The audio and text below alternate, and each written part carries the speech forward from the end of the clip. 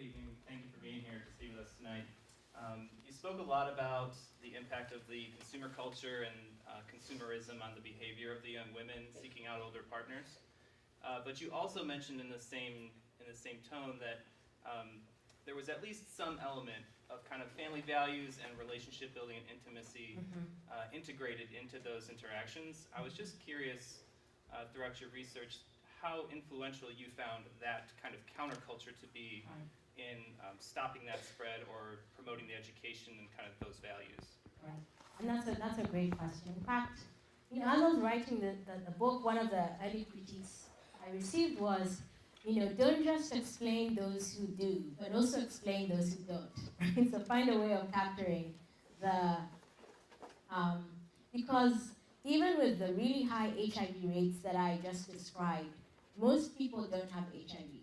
So even in a scenario where 30% have HIV or 40% have HIV, most people don't have HIV. And so even for, in the case of transactional relationships, it seemed like such an integral part of how relationships worked in a setting that, for example, you know that a guy is going to be a good husband if he's been a providing boyfriend, that means to be a providing husband. And so the idea of love and money being entangled was widespread. But the consumption piece definitely varied. And so what I tried to do in the book was provide examples of a few girls who chose to opt out, but also the challenges of opting out that they had to deal with, especially in settings where consumption was, becoming a consumer, consuming women was the ideal in school settings. And so there were these sort of two competing normative systems at work in school settings. One group of girls for whom, consumption now, and another group of girls for whom sort of consumption later, and let's focus on school now. And so I describe them as competing. And especially because a lot of schools, I should note, were boarding schools and not just day schools.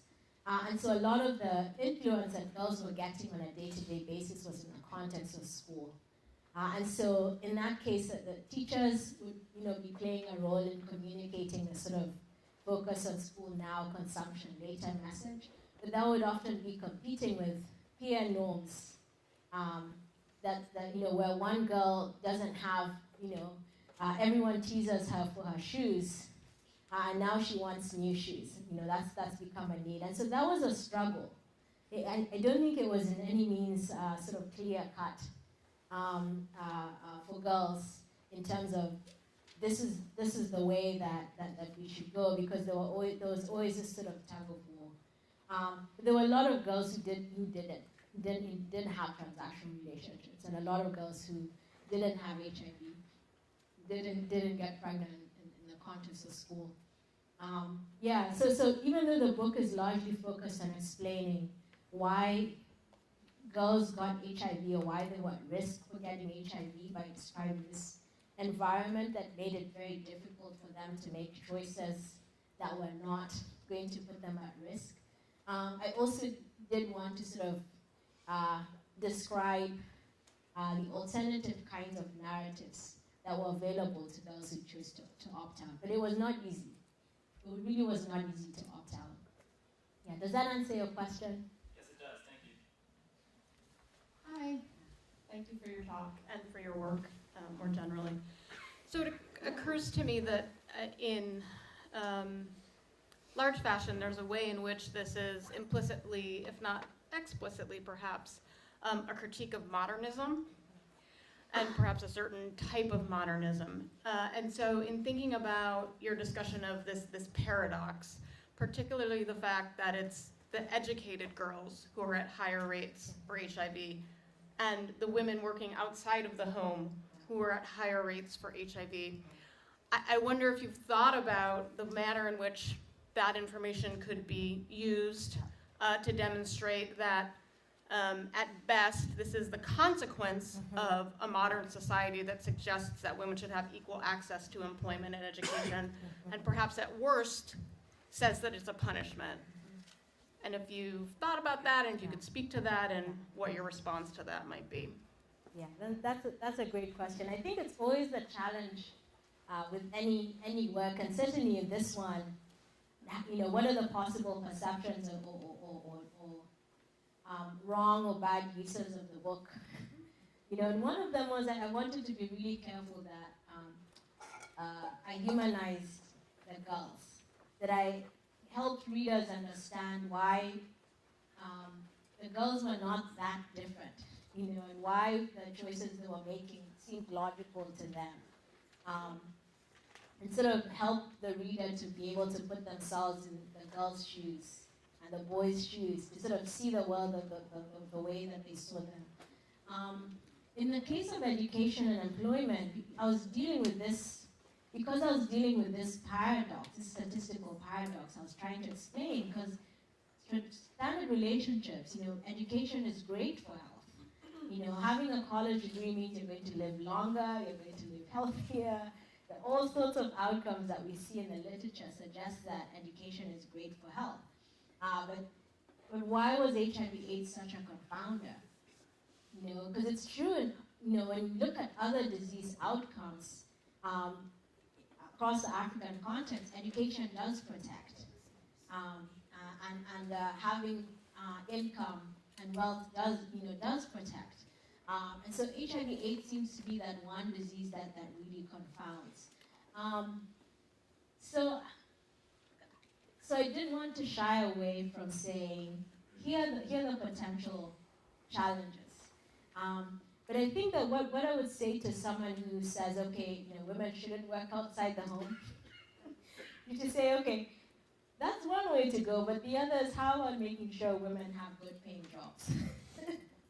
Or equal pay, jobs that enable them to consume in their own right.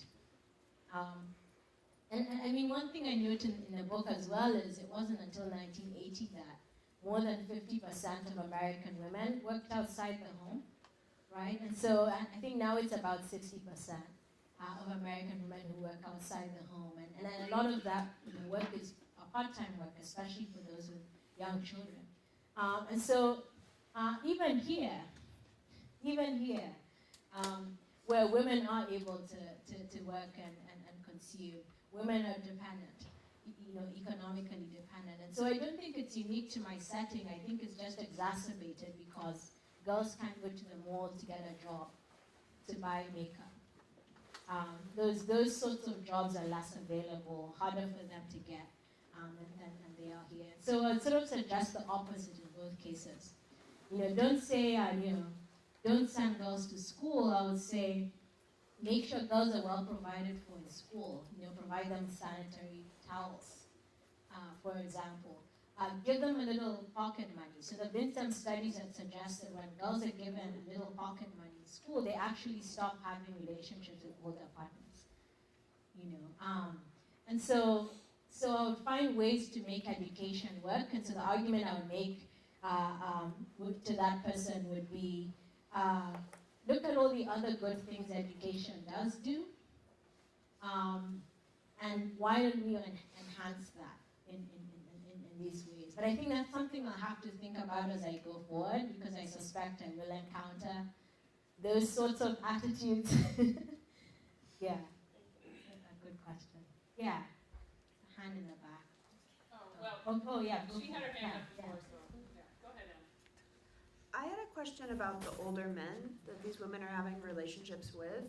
Has there been any sort of way to try to establish a dialogue or a communication or a campaign or something to inform these older men about their contribution to the situation? And what is the culture? I mean, you've mentioned that there is a stigma culture around these older, younger relationships, but I know in our culture that stigma is so much stronger. I mean, older men are going to be attracted to younger people, but the actual crossover of those relationships isn't as common, I believe, as in your context. So instead of the burden being on the young girls having the relationships, how much is being done with the older men who are adults who are perpetrating these relationships with young women? So I the short answer is surprisingly little. In fact, the irony and sadness of this is there's been so little focus on men and so little engagement with men that there's a real dearth of research on men. At least vis-a-vis sort of regards to these sorts of relationships, other than to document that they exist, that men are having these relationships. And this is not just true with HIV/AIDS, but also family planning programs, right? Sort of people seem to forget it takes two to produce a baby. Only focus on women in family planning clinics, and so a lot of times men are missed in health interventions. They have lower rates of uptake for antiretroviral therapy compared to women, because a lot of times women are much more easily accessible through things like family planning clinics. And so, this it's really unfortunate that the number of colleagues I have who are working on men specifically, and just doing a study about, focused on men. And so some of the research suggests, and I did interview men in my study, they just weren't the primary focus of the study. But some men would say, so there were cultural norms that supported men having multiple partnerships. A lot of times this was formalized in polygamy. So in this setting and among the Luo ethnic group, polygamy was sort of a recognized form of marriage. And when I looked at the surveys, a really large proportion of men and women were involved in polygamous relationships, right? And so when you think about multiple partnerships, the multiple partnerships that are formalized in marriage, and then those that exist outside of marriage. And so folks, who I would talk to about this would sort of see them as almost the same thing, right? i.e., men having multiple partners. And in fact, polygamy is highly risky, right? Because if any one person in the partnership has HIV, then everybody gets it. So just even thinking about polygamy on its own, like one man and 3 wives, say, you'd see, how young women would be, at greater risk, just based on the numbers.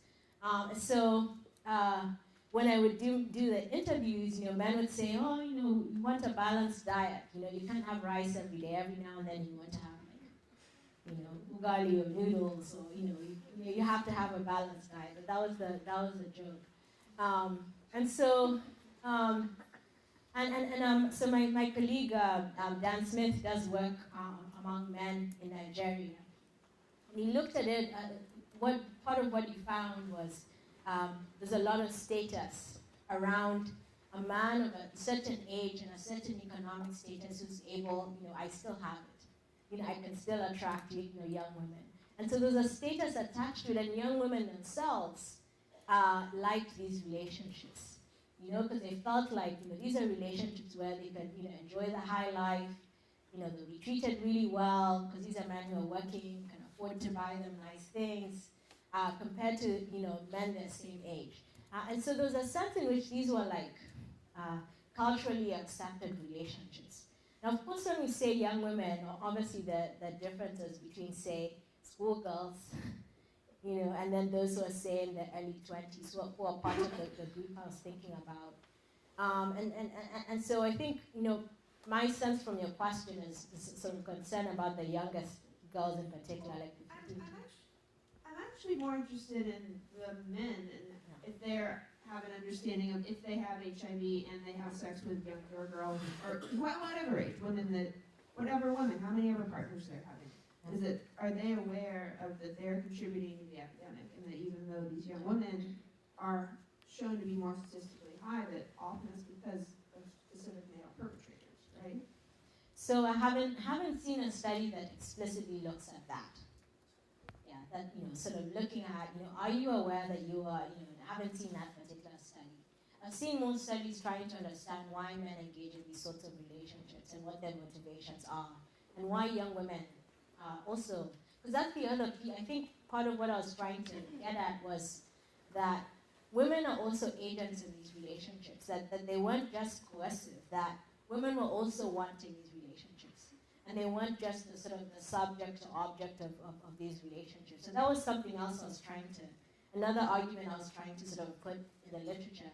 Because I think oftentimes there's a characterization that African girls are oppressed in some way and have no agency, and I was trying to sort of focus on the fact that girls actually have a lot of power beginning and ending these relationships. They just don't have a lot of power, and once the relationships get going and demand things like safe sex. But studies that are focused primarily on men are rare, specifically men thinking about their roles in the HIV epidemic. That's a good